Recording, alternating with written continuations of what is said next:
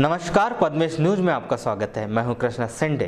भक्ति की आराधना का पर्व नवरात्र की आप सबको शुभकामनाएं। सबसे पहले नजर आज की हेडलाइंस पर। एक सप्ताह के भीतर होगा बूथ और ब्लॉक के जनप्रतिनिधियों का फैसला। कांग्रेस के संगठनात्मक चुनाव को दिशा देने बालाघाट पहुंचे डीआरओ गोपाल दास अग्रवाल। अहम बैठक में बीआरओ को दिए आवश्यक दिशा निर्देश। कलेक्टर डीवी सिंह ने जारी किए 8 अधिकारियों को कारण बताओ नोटिस। 15 दिन का वेतन काटने की दी चेतावनी। मोतीनगर में एक युवक ने जिंदगी से तंग आकर कर ली आत्महत्या। विभिन्न मांगों को लेकर मानसेवी, आंगनवाड़ी कार्यकर्ता और सहायिकाओं ने खोला मोर्चा। रैली निकालकर जिला प्रशासन को सौंपा ज्ञापन। जान जोखिम में डालकर पार कर रहे हैं रेलवे पुल। कोसमी के बंदर झीरिया के पास रोज देखा जा सकता है नजारा। और भक्ति भाव से मनाया जा रहा है नवरात्र पर्व। ज्योति कलश से जगमगा रहे हैं देवी मंदिर। अब समाचार विस्तार से। मिशन 2018 के तहत कांग्रेस पार्टी के द्वारा आंतरिक संगठनात्मक चुनाव कराए जाने हैं, जिसको लेकर शुक्रवार को जिला निर्वाचन अधिकारी गोपाल दास अग्रवाल बालाघाट पहुंचे, जहां उनके नेतृत्व में नगर के वैद रिजेंसी होटल में आवश्यक बैठक आहूत की गई, जिसमें समस्त ब्लॉक के बीआरओ और कांग्रेस पार्टी के जनप्रतिनिधि, विधायक और पूर्व विधायकगण मौजूद रहे। इस बैठक में गोंदिया विधायक और डीआरओ श्री अग्रवाल ने समस्त बीआरओ और जनप्रतिनिधियों के साथ मिलकर संगठन के चुनाव को लेकर रायशुमारी करते हुए आवश्यक दिशा निर्देश दिए। पद्मेश न्यूज से चर्चा के दौरान डीआरओ श्री अग्रवाल ने बताया कि प्रदेश कांग्रेस कमेटी के द्वारा दिए गए निर्देशों के तहत संगठनात्मक चुनाव संपन्न कराए जाने हैं, जिसकी प्रक्रिया 23 सितंबर से आरंभ की जा रही है, जिसमें सबसे पहले बूथ स्तर पर, उसके बाद ब्लॉक स्तर पर मीटिंग आहूत कर आम सहमति बनाई जाएगी और भरसक प्रयास किए जाएंगे कि आम सहमति से प्रतिनिधियों का चयन हो, लेकिन आवश्यकता पड़ेगी तो चुनाव भी संपन्न कराए जाएंगे। डीआरओ श्री अग्रवाल ने बताया कि बूथ और ब्लॉक स्तर पर कार्यवाही पूर्ण होने पर 1 अक्टूबर से जिला स्तर पर चुनाव प्रक्रिया आरंभ होगी। जिला स्तर के चुनाव को लेकर पार्टी के सदस्य उत्साहित है और हमारा आकलन कहता है कि अधिकांश ब्लॉकों में आपसी सहमति बनने वाली है। मेरी आज की जो मीटिंग है ये हमारे संगठन चुनाव के प्रक्रिया को शुरू किया जा रहा है और ये सब प्रक्रिया हमको अगले 15 दिनों के अंदर पूर्ण करना है। उसी की बारे में सब हमारे तहसील जो ब्लॉक्स हैं उनके चुनाव निर्णय अधिकारी ये सब आज यहाँ पर जमा हुए हैं और जिले के सभी वरिष्ठ नेता, विधायक सभी यहाँ पर उपस्थित हैं और उनके सबके साथ में अगले चुनाव की प्रक्रिया को सुचारू रूप से एक मत से कराने का हमारा प्रयत्न शुरू है और इसी की दिशा में आज की बैठक है और कल से ये प्रक्रिया हर तालुके में शुरू की जाएंगी और अगले 15 दिनों में पूरे जिले के संगठन के चुनाव को संपन्न करा लिया जाएगा। नहीं, बूथ लेवल पे बूथ के लोग चुन के देंगे, बूथ कमेटियाँ, उसके बाद में ब्लॉक के अंदर में बूथ से आए हुए प्रतिनिधि ब्लॉक लेवल पर अपने सब कार्यकारिणी का गठन करेंगे और वहाँ से ही जिले के प्रतिनिधि चुने जाएंगे और उन सब लोगों के माध्यम से एक आम सहमति के द्वारा ये पूरी चुनाव प्रक्रिया पूर्ण करने का हमारा प्रयत्न रहने वाला है। हमारे ये अपने ही परिवार के बीच का एक चुनाव प्रक्रिया जो केंद्रीय चुनाव आयोग के निर्देश पर की जा रही है, इसको हम पूरा कर रहे हैं और इसमें कांग्रेस के अंदर भारी उत्साह है और कई लोग इसमें आगे आकर काम करना चाहते हैं और इसलिए थोड़ा बहुत सबको समझा करके एक योग्य निर्णय हर स्तर पर लिया जाने वाला है। आवश्यकता क्यों पड़ी समझाने की? क्या कारण था कि इसके आवश्यकता कुछ नहीं है। मैंने पहले कहा कि कई जगह पे उत्साह रहता है और ऐसी जगह पर जो हमको एक आम राय बना करके सबको एक वरिष्ठ के नाते जो काम दिया गया है वो जिले के तमाम वरिष्ठ नेता, विधायक और मुझे भी जो जवाबदारी दी गई है उसके कारण ये सब संभव हो जाएगा और जिले में एक शांतिपूर्ण तरीके से जिले का पूरा चुनाव प्रक्रिया अगले 15 दिनों में समाप्त कर। वहीं बैठक के संबंध में कांग्रेस के जिला अध्यक्ष प्रदीप जायसवाल ने आवश्यक जानकारी दी। ये हमारी कुल मिला के कोशिश ही है कि कल हमारे जितने बीआरओ हैं BRO यानी 11 ब्लॉक में चुनाव होना है। लगभग 10 BRO अभी पहुँच रहे हैं, है ना। 10 BRO आज यहीं रुकेंगे और ये सभी अपने अपने ब्लॉक में जाके जो निर्देश प्रदेश कांग्रेस कमेटी की ओर से आए और हर ब्लॉक में सुपात्र सदस्यों की मीटिंग की जाएगी, उनके साथ रायशुमारी की जाएगी, है ना, कि आने वाले संगठन के चुनाव में पद पर अध्यक्ष का हो या जिले के जो प्रतिनिधि जाते हैं उसमें किनको भेजें। सुपात्र सदस्यों से चर्चा करके सर्वसम्मति बनाने का प्रयास करके किया जाएगा। कितने, जैसे अभी 24 में स्टार्ट होना है, 1 सप्ताह तक चलना है, तो किन किन ब्लॉकों में क्या डेट अलग अलग? कल सभी जगह कल है, सिर्फ शायद एक जगह किरणापुर के जो 2 ब्लॉक हैं उसमें लांजी में 24 तारीख को है, बाकी सभी जगह 23 तारीख को। तो जिला स्तर की कब? जिला स्तर का 1 तारीख से। एक ही दिन में ही ये पूरा? हाँ, लगभग 1 दिन प्रक्रिया चलेगी। तो ये ब्लॉक की प्रक्रिया होने के बाद जिले की प्रक्रिया। जिला स्तर पर कांग्रेस की जो भी छवि है कितनी बेहतर हो पाएगी और आने वाले चुनाव में क्या फर्क पड़ेगा? तो परिवर्तन सब चीज़ दुनिया में ये परिवर्तन हर जगह सृष्टि का नियम है, उस परिवर्तन का हर जगह होता है, हर जगह संगठन हो, समाज हो, सभी जगह उसका पालन किया जाता है और होना जरूरी भी परिवर्तन है।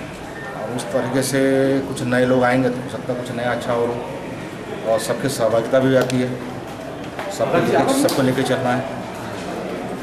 यही सेम रहेगी कि जो लोग उसमें जिलाध्यक्ष बनने की इच्छुक हैं, जो लोग संगठन में काम करना चाहते हैं, ऐसे लोग उससे रायशुमारी की जाएगी।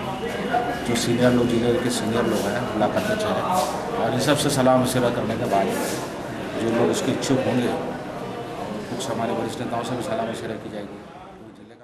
नगर के वार्ड नंबर 33 मोती नगर में SDO नरेंद्र ढोमने के छोटे बेटे राहुल ढोमने ने अपने घर में फांसी लगाकर आत्महत्या कर ली।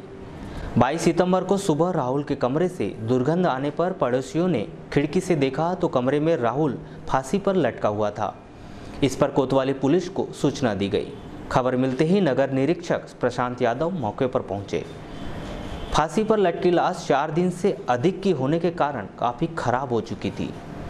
जानकारी के अनुसार 26 वर्षीय राहुल ढोमने 2 भाई और 1 बहन है। उनके पिता नरेंद्र ढोमने ग्रामीण यांत्रिकी विभाग में SDO है जो डिंडोरी में रहते हैं। वहीं राहुल का बड़ा भाई शैलेंद्र अपनी पत्नी के साथ नागपुर में रहता है। बहन की शादी हो चुकी है। बताया गया है कि राहुल पिछले 10 दिनों से अकेला था। उसके माता पिता डिंडोरी में रह रहे हैं। शुक्रवार को सूचना मिलने पर पुलिस ने मौके पर पहुंचकर जरूरी कार्रवाई की। यहां भी पता चला है कि राहुल के कमरे से सुसाइड नोट भी बरामद हुआ है जिसमें उसने जिंदगी से तंग आकर सुसाइड करने की बात कही है। नगर निरीक्षक प्रशांत यादव ने बताया कि 17 सितंबर की रात राहुल ने फेसबुक में अपने दोस्तों को बाय बाय भी लिखा था। आज सुबह जो है डायल 100 पर सूचना पुलिस को मिली कि एक व्यक्ति ने जो है वार्ड नंबर 33 में फांसी लगाकर आत्महत्या कर ली है। उसी सूचना पर तस्दीक हेतु पुलिस वार्ड नंबर 33 में कुमार फर्नीचर के पास में पहुंची और वहां देखा कि व्यक्ति ने फांसी लगाई थी जो कि अंदर से कमरा बंद था, खिड़की में से दिखाई दे रहा था। उसके बाद पुल FSL टीम वगैरह सभी लोग वहां पहुंचे और उसको निकाला और पंचनामा लाश की कार्रवाई की गई और उसको PM हेतु रवाना किया। क्या मिला अब तक कि क्यों लगाया उन्हें ऐसा कुछ? अभी तक की जांच में यह सामने आया है क्योंकि वो जो है राहुल जो मृतक था ढोमने, वो अकेला वहाँ रह रहा था। अभी उसके माँ बाप भी उसके साथ में नहीं थे, पिताजी कहीं बाहर नौकरी करते हैं। वो फेसबुक पे भी उसका स्टेटस जो है 17 तारीख को नाइट में बाय बाय दोस्तों ऐसा करके लिखा हुआ था। और दूसरा ये चीज़ उसमें भी सामने आई, एक सुसाइड नोट भी मिला है जिसमें उसने अपनी रेड पेन से लिखा है कि मैं अपनी ज़िंदगी से तंग आ गया हूँ और मैं जा रहा हूँ। इस तरीके का। प्रथम दृष्टया क्या लग रहा है सर, कब लगाया होगा इसने? प्रथम दृष्टया अभी 4 से 5 दिन पुरानी बॉडी है क्योंकि डिकम्पोज हो गई थी, काफ़ी स्मेल आ रही थी आसपास के लोगों को भी सभी। प्रदेश में महिला बाल विकास विभाग के अंतर्गत आंगनबाड़ी में दीदी पद की नियुक्ति से खफा मानसेवी आंगनबाड़ी कार्यकर्ता और सहायिकाओं ने शुक्रवार को सरकार के खिलाफ मोर्चा खोलते हुए जमकर विरोध प्रदर्शन किया।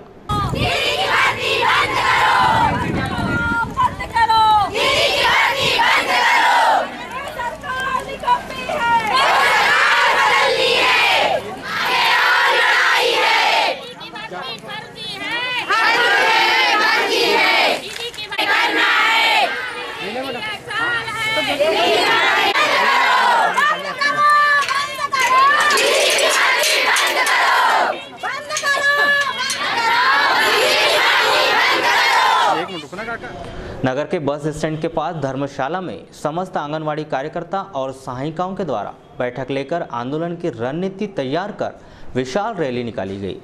यह रैली नगर के प्रमुख मार्गों का भ्रमण करते हुए कलेक्टर कार्यालय पहुंची, जहां आंगनवाड़ी कार्यकर्ताओं ने जिला प्रशासन को ज्ञापन सौंपा।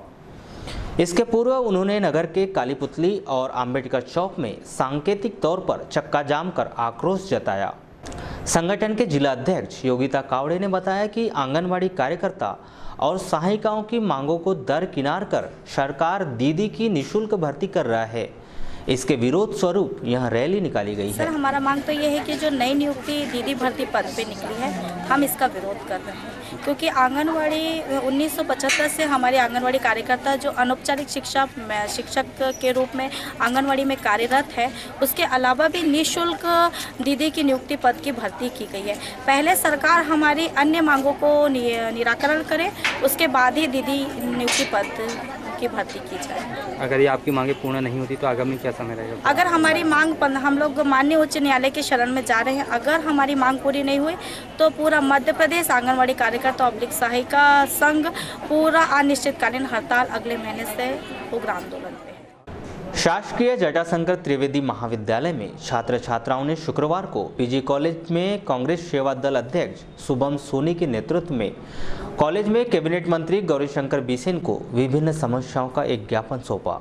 इस संबंध में दूरभाष पर चर्चा के दौरान पीजी कॉलेज के कांग्रेस सेवा दल अध्यक्ष शुभम सोनी ने बताया कि कॉलेज की लाइब्रेरी में पुस्तकें न होने के कारण छात्रों को काफ़ी दिक्कतें हो रही है। वहीं कक्षाओं में पंखे भी नहीं है, लेकिन समस्याओं पर ध्यान नहीं दिया जा रहा है। कोशमी वार्ड नंबर 10 के अंतर्गत आने वाला बंदर झीरिया रेलवे पुल ग्रामीणों की परेशानी का सबब बन चुका है। पानी निकासी की व्यवस्था न होने के चलते पुल मार्ग पर हमेशा पानी और कीचड़ जमा रहता है, जिसके कारण ग्रामीण पुल के नीचे बने मार्ग में आवाजाही पुल के ऊपर बिछी रेलवे ट्रैक को पार कर पुल के दूसरी ओर आने जाने के लिए मजबूर है। इसी दौरान पटरी के किनारे खड़े होकर ट्रेन गुजरने का इंतजार करते कुछ छात्र दिखाई दिए, जिन्होंने चर्चा के दौरान बताया कि पुल के नीचे वाले मार्ग में हमेशा पानी और कीचड़ जमा रहता है, जहां से गुजरते वक्त उनके जूते और ड्रेस खराब हो जाते हैं, जिसके चलते वे रोजाना रेलवे ट्रैक पार कर स्कूल जाते हैं।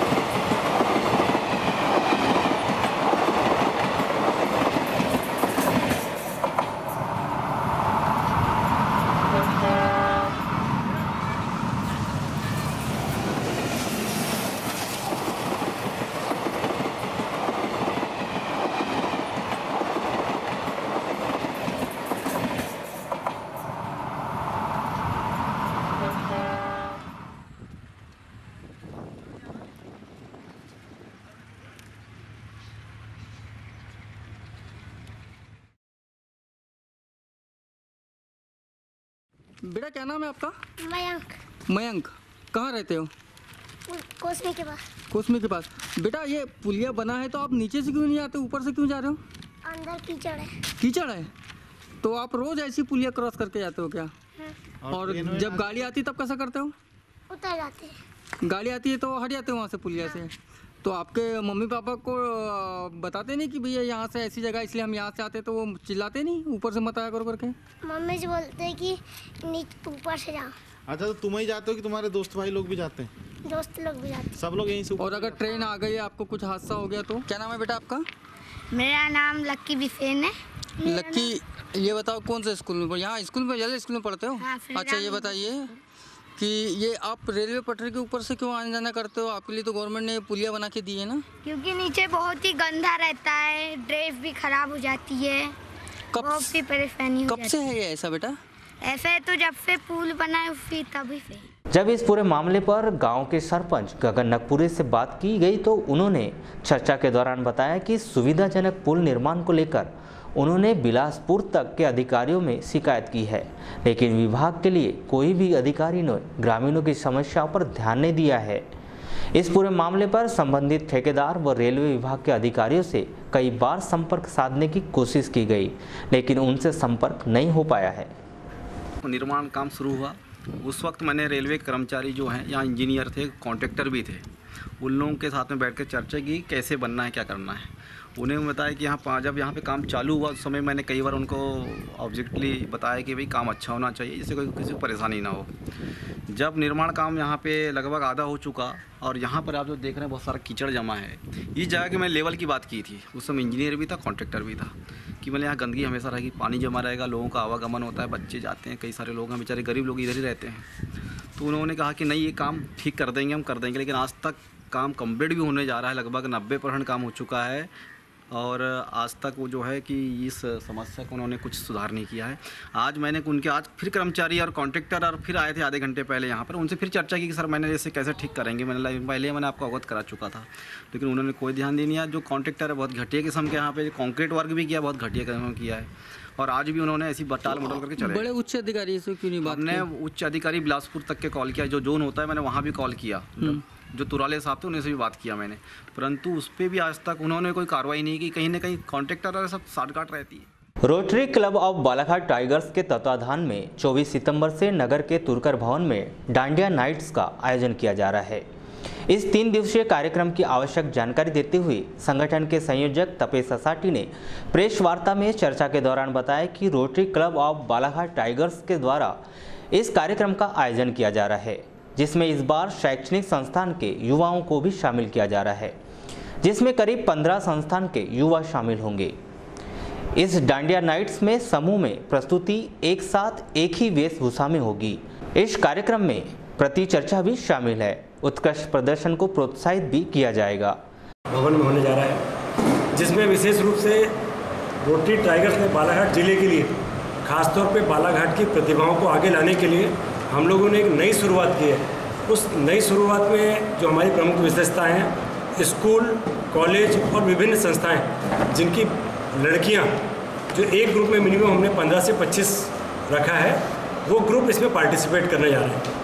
तो ये बालाघाट की ये पहली उपलब्धि, क्योंकि हमेशा जो डांडिया हमारा होता है उसमें हम अपने कुछ विशिष्टों को ही बुलाते हैं, लेकिन हमने उन विशिष्टों के साथ इस बार स्कूल, कॉलेज और संस्थाओं को इनवाइट किया है, जो लगभग हमारे पास एंट्री स्कूल कॉलेजों की आ चुकी है।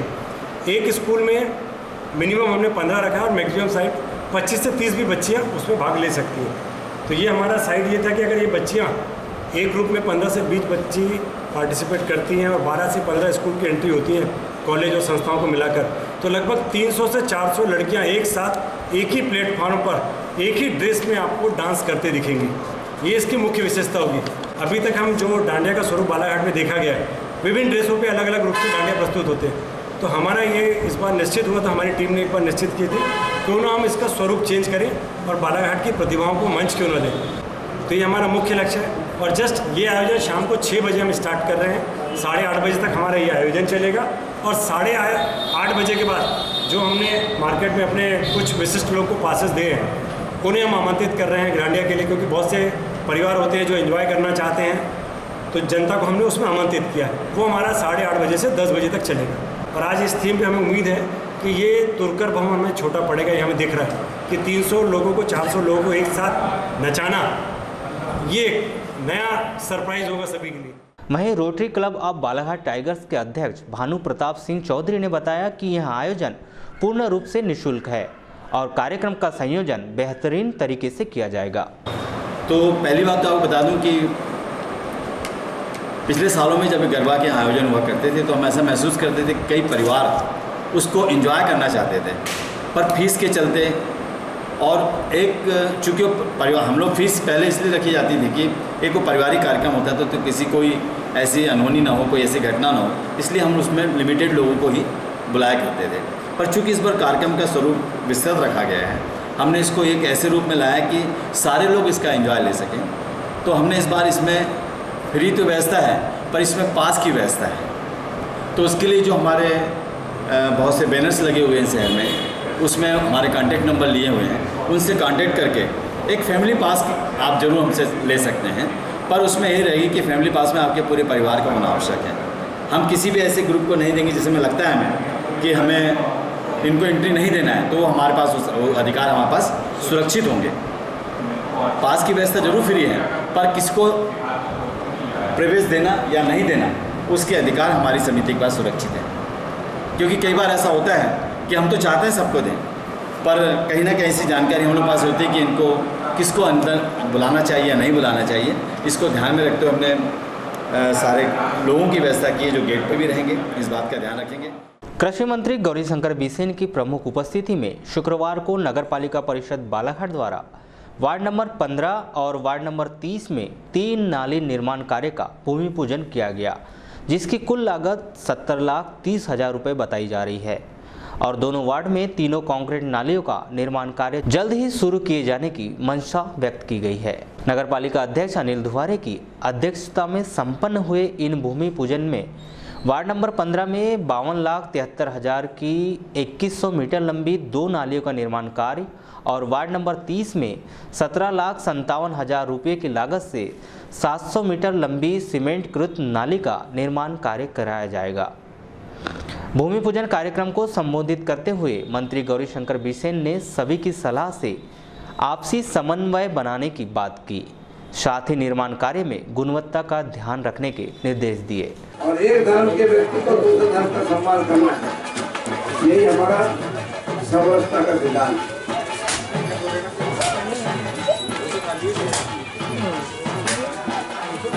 भाइयों बहनों, मैं इस वर्ष पहले कहना चाहूँगा, हमारे जो वार्ड नंबर 30 है, इसमें आज एक विकास का क्रम जो है, हमारी पार्षद गौरी राज से ले रहे, ये एक ऐसा वार्ड है जिसमें हमारे अध्यक्ष अनिल दुहारे जी ने, हमारी परिषद ने लगभग सारे कामों को पूरा कर दिया। कभी कभी राजेश हजारे कहते हैं कि भाई हम अब काम खोजते हैं कहाँ कराएं, नगर पालिका क्षेत्र हो अथवा ग्राम पंचायत क्षेत्र हो, जनता की मूलभूत आवश्यकताएं सड़क बन जाए। पहले जब हम लोग राजनीति में आए तब लोग कहते थे हमारे गांव की मूल रोड बना, यदि किसी गांव में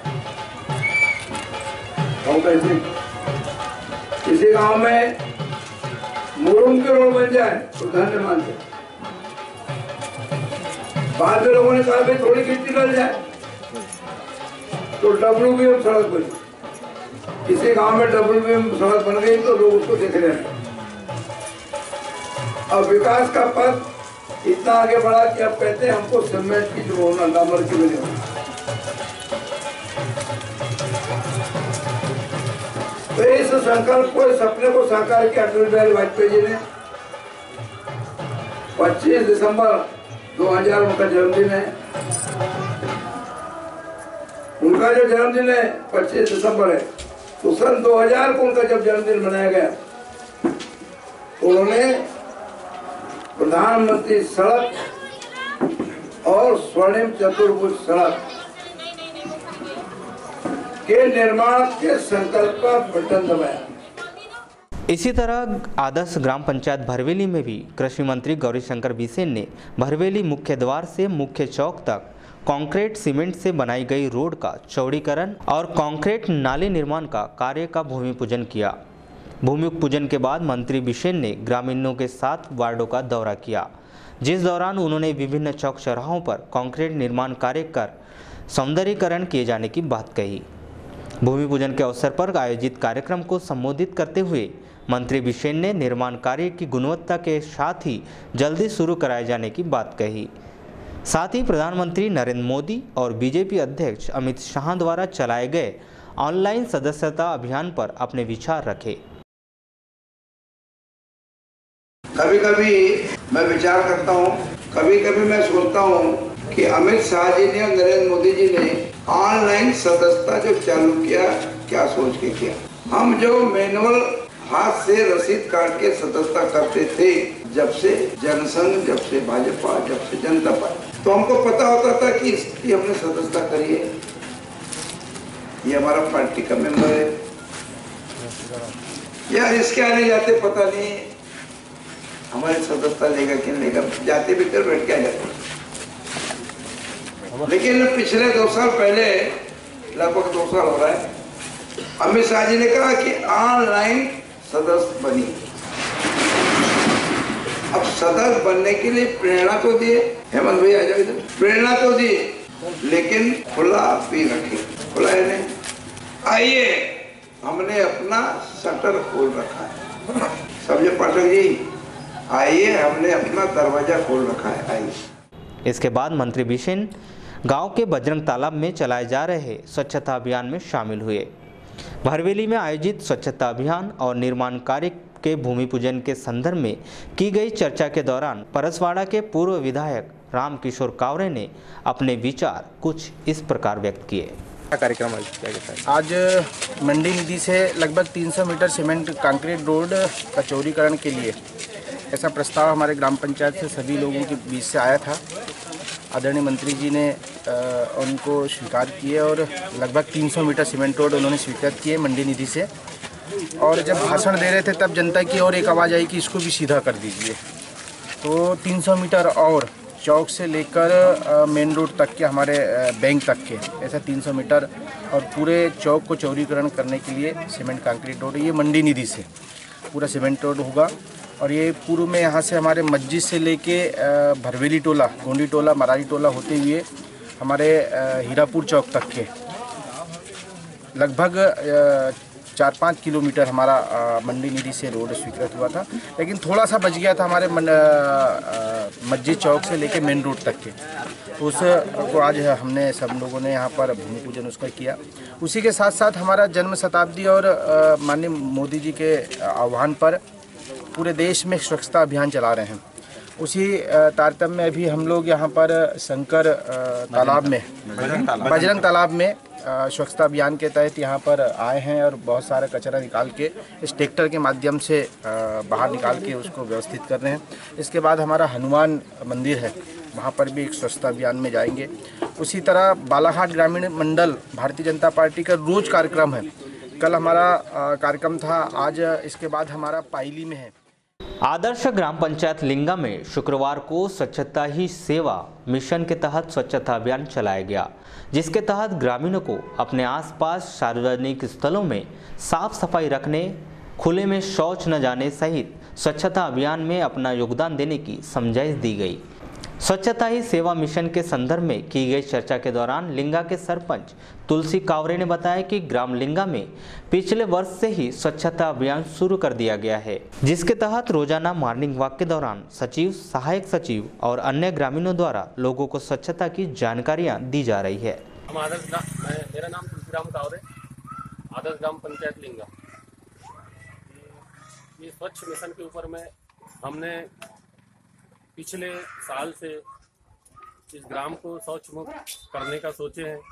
हमारे साथ हर दिन मॉर्निंग वॉक में पूरे 5 गांव के लोग, सरपंच, सचिव, सहायक सचिव और हमारा जो स्टाफ है पूरा वो चलता है। और हम हर 2-4 दिन में मॉर्निंग वॉक करते हैं और लोगों को समझाइश देते हैं कि खुले में शौच ना जाए, क्योंकि शौच बाहर जाने से बीमारियां फैलती है। और हम लोगों को ये भी सलाह देते हैं कि जो गंदगी है नालियों में, जो लोग जानवर बांधते हैं, कृपया आप रोडों पे जानवर ना बांधें और साफ सुथरा रखें नालियों को, और जिससे परिवार में कोई। वारासोली क्षेत्र में कासपुर वन समिति के चुनाव 22 सितंबर को संपन्न हुए। इसमें कांग्रेस समर्थित प्रत्याशी नंदलाल हनवत विजयी रहे।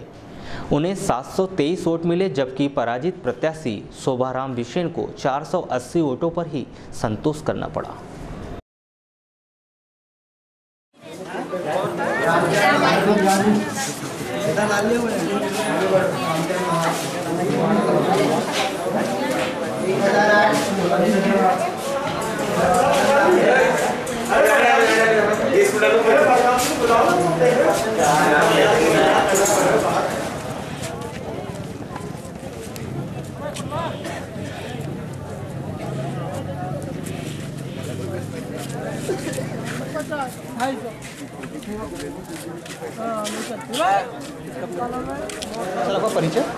मैं VRU के उपवन क्षेत्रपाल 25 ग्राम राहुल। यहाँ मैं कासपुर कौन समिति चुनाव का संपर्क करवा आज कासपुर ब्राह्मण समिति कासपुर का चुनाव हो रहा है और इसमें पुनर्गठन की प्रक्रिया की जा रही है। तो कितने प्रत्याशी सर? यहाँ 2 प्रत्याशी है। क्या नाम? श्री नंदलाल अनवर और शोभाराम विषय, 2 प्रत्याशी। सर अब तक 2:15 बजे में कितना मतदान हो चुका है अब तक? अभी 1044 मत पड़ चुके हैं। कितने मतदाता हैं?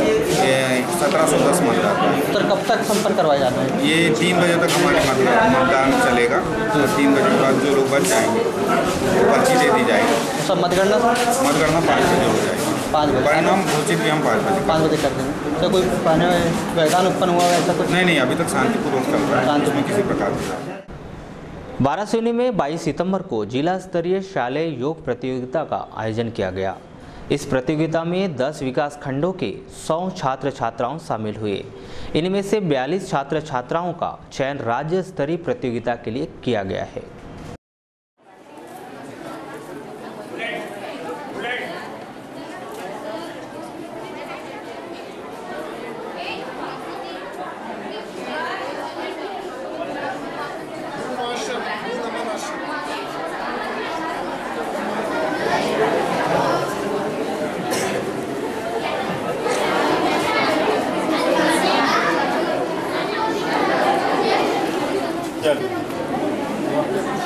और कोई बालक बालिका?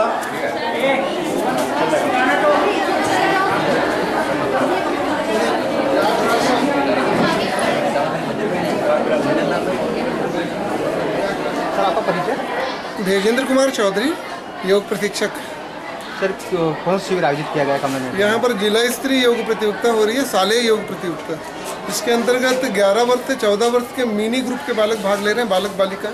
11 वर्ष से 14 वर्ष से 17 वर्ष के जूनियर ग्रुप के बालक बालिकाएं भाग ले रहे हैं और 17 से 19 वर्ष के सीनियर बालक बालिकाएं भाग ले रहे हैं। ये जिले की प्रतियोगिता है। इसमें से जो बच्चे सिलेक्ट होंगे तीनों ग्रुप से, लगभग 42 बच्चे, ये हमारे बच्चे जाएंगे छिंदवाड़ा में जो हमारी जो प्रतियोगिता होने जा रही है राज्य स्तरीय, उसमें भाग लेंगे। उसकी तैयारी चल रही है आज। सर पिछड़ योग जो प्रतियोगिता आयोजित की, इसमें क्या बताया जा रहा है बच्चों को? इसमें उनके जो आसनों के ग्रुप है, ए ग्रुप के, बी ग्रुप के और सी ग्रुप के, वो आसनों का वो बच्चे अभ्यास करके यहाँ पर आते हैं और उन आसनों को यहाँ पर किया जाता है और उसमें ये देखा जाता है कि कौन बच्चा हमारे निर्धारित समय अनुसार आसनों को किया है और उस आधार पर उनकी मार्किंग होती है और उनमें से चयनित बच्चों को यहाँ से हम सिलेक्ट करके स्टेट के लिए। कलेक्टर डीवी सिंह ने मुख्यमंत्री हेल्पलाइन में प्राप्त शिकायत को समय सीमा के भीतर अटेंड नहीं करने पर 8 अधिकारियों को कारण बताओ नोटिस जारी किया है कि क्यों न उनके विरुद्ध अनुशासनात्मक कार्रवाई की जाए और उनका 15 दिन का वेतन काट दिया जाए। जिन अधिकारियों को नोटिस जारी किया गया है उनमें ऊर्जा विभाग बैहर, पोनकट्टा, खैलांजी, भानेगांव, रजेगांव और डोंगरमाली के अधिकारी है। नगरपालिका बालाघाट के मुख्य नगरपालिका अधिकारी गजानंद नाफड़े और अग्रणी जिला प्रबंधक अनिल वाघमारे शामिल है। लालबर्रा में भी शक्ति की उपासना का पर्व भक्तिपूर्वक मनाया जा रहा है। गुरुवार को नवरात्र की प्रतिपदा पर अमोली के शारदा मंदिर से 101 कलशों की शोभा यात्रा निकाली गई, जो पूरे नगर का भ्रमण कर वापस मंदिर पहुंची, जहां कलशों की स्थापना कर जवारे बोए गए।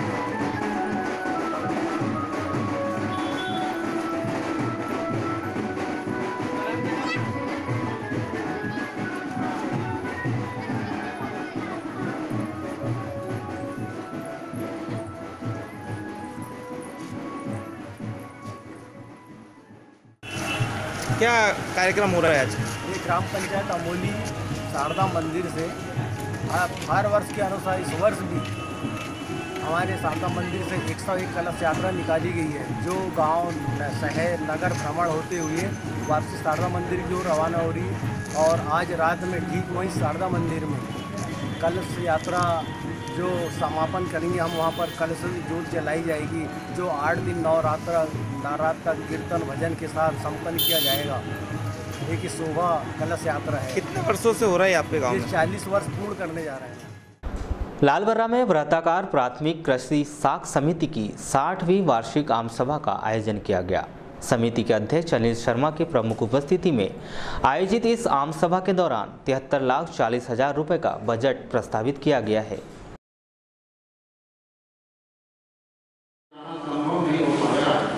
अतः सुझाव किया जाता है कि स्वीकृत ऋण प्रकरण की कृषि समिति में भी सुरक्षित रखी जाए। समिति द्वारा विधिक ऋण के अनुपात में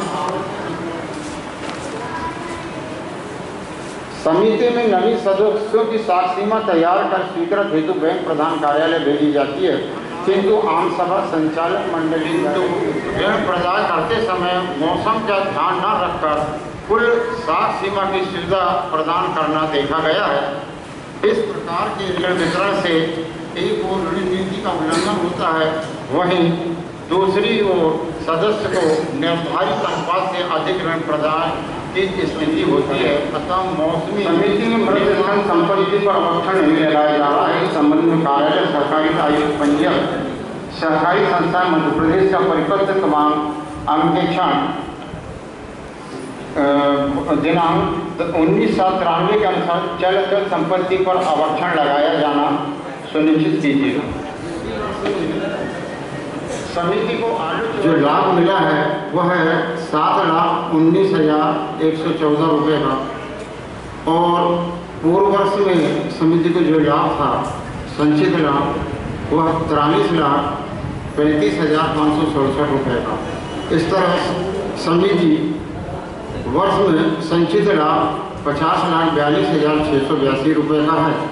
इस तरह संस्था संचित लाभ में है।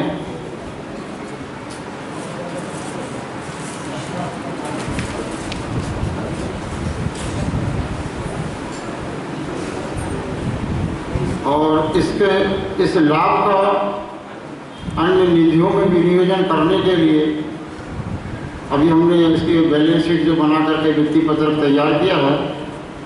अब इसमें आज की आम सभा में इसको तय कर लेते कि इसको किस मद में इसमें विनियोजन करना है, उस हिसाब से इसका अन्य निधियों में विनियोजन किया जा सकता है। अपने भक्तों की रक्षा करने के लिए महिषासुर जैसे राक्षसों का वध करने वाली मां भवानी की आराधना का महापर्व नवरात्र नगर में भी धूमधाम से भक्तिपूर्वक मनाया जा रहा है। नगर में आधा सैकड़ा से अधिक स्थानों पर गुरुवार को माताजी की मनोहारी मूर्ति विराजित की गई। यहाँ सुबह शाम माताजी की पूजा अर्चना कर आरती की जा रही है। इसके अलावा अनेक मंदिरों में भी ज्योति कलशों की स्थापना की गई है।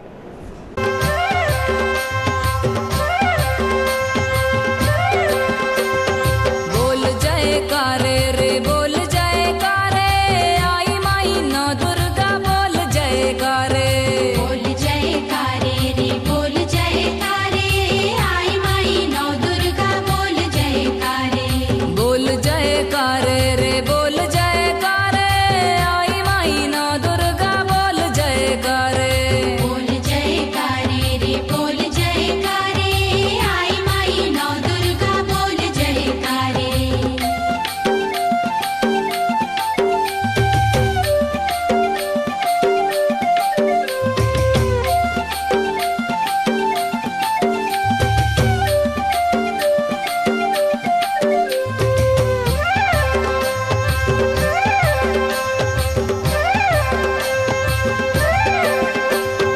अंगूरिन बिछिया देखो रुंझुन रुंझुन बाजे, अंगूरिन बिछिया देखो रुंझुन रुंझुन बाजे। अंगूरिन बिछिया देखो रुंझुन रुंझुन बाजे। अंगूरिन बिछिया देखो रुंझुन रुंझुन बाजे। पाँव में बाजे रे देखो पैजनिया, जय बोल भवानी के बोल जयकारे। बोल जयकारे रे बोल जयकारे, आई माई नौ दुर्गा बोल जयकारे। बोल जयकारे रे बोल जयकारे, आई माई नौ दुर्गा बोल जयकारे। जयकारा शेरावाली का बोल सांचे दरबार की बोल बोल बोल बोल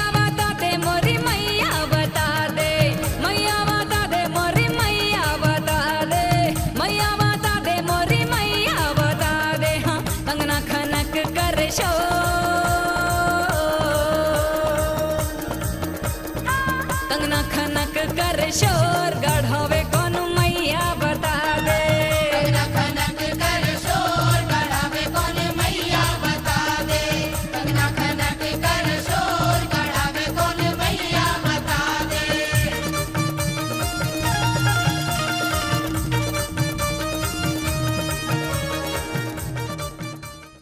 इस शारदीय नवरात्र में वाराशिवनी के शीतला माता मंदिर में भक्तों द्वारा 257 कलश रखे गए हैं। गुरुवार को इस 257 कलशों को प्रज्वलित किया गया।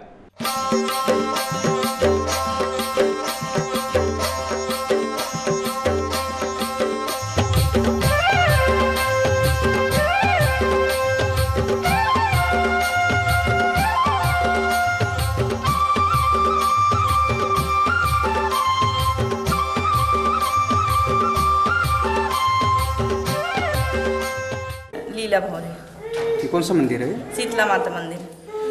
नवरात्र पर्व पे कितने कलश प्रज्वलित किए गए हैं यहाँ पे? 257 कलश। और क्या कार्यक्रम आयोजित हो रहे हैं? अभी तो कुछ नहीं है, अभी चालू होंगे, 10 बस होते हैं। जी जी। कल होने वाला ये मंदिर को माना जाता है कि वाराणसी की कुलदेवी है। हाँ, तो कुलदेवी है, कई यानी 300 साल पुराना मंदिर है। 300 साल पुराना मंदिर है। तो कहाँ से भक्तजन पहुँचते हैं नवरात्र पर? बहुत दूर दूर से आते, बालाघाट से आते हैं, महाराष्ट्र से भी आते हैं, अन्य राज्यों से भी पहुँचते हैं हाँ, यहाँ पे। जी, तो अभी सांस्कृतिक कार्यक्रम भी होंगे यहाँ पे पर्व के दौरान? सब करवाते हैं। यानी यहाँ समिति है, समिति के लोग करवाते हैं और बाहर के लोग भी। और प्रसाद वितरण भी रोज होता है यहाँ। आरती का समय क्या रहता है? 8:30 बजे। क्या आस्थाएं रहती है भक्तजनों की इस मंदिर से? तो बहुत सारे यहाँ आते हैं और क्या बोलते हैं भाई, सब लोग अपनी मनोकामना माता जी से रखते हैं और मनोकामना पूरी होती है उनकी। तो इतने कलश बढ़ते जा रहे हैं हर साल। तो यहाँ कलश रखने के लिए भी लोगों की हुजूम लग जाता है, हाँ, हम रखेंगे, भीड़ लग जाती है ना जी, बोलते हम रखेंगे हम रखेंगे। अब अंत में मुख्य समाचार एक बार फिर। एक सप्ताह के भीतर होगा बूथ और ब्लॉक के जनप्रतिनिधियों का फैसला। कांग्रेस के संगठनात्मक चुनाव को दिशा देने बालाघाट पहुंचे डीआरओ गोपाल दास अग्रवाल। अहम बैठक में बीआरओ को दिए आवश्यक दिशा निर्देश। कलेक्टर डीवी सिंह ने जारी किए 8 अधिकारियों को कारण बताओ नोटिस। 15 दिन का वेतन काटने की दी चेतावनी। मोती नगर में एक युवक ने जिंदगी से तंग आकर कर ली आत्महत्या। विभिन्न मांगों को लेकर मानसेवी, आंगनवाड़ी कार्यकर्ता और सहायिकाओं ने खोला मोर्चा। रैली निकालकर जिला प्रशासन को सौंपा ज्ञापन। जान जोखिम में डालकर पार कर रहे हैं रेलवे पुल। कोसमी के बंदर झीरिया के पास रोज देखा जा सकता है नजारा। और भक्ति भाव से मनाया जा रहा है नवरात्र पर्व। ज्योति कलश से जगमगा रहे हैं देवी मंदिर। अब आप पद्मेश न्यूज से ऑनलाइन भी जुड़ सकते हैं। लॉगिन कीजिए balaghat-express.in। आप अपने एंड्रॉयड फ़ोन के प्ले स्टोर में जाकर बालाघाट ऐप भी डाउनलोड कर सकते हैं। तो ये था पद्मेश न्यूज का आज का अंक। अगले अंक के साथ फिर से होगी आपसे मुलाकात। तब तक के लिए दीजिए इजाज़त। नमस्कार।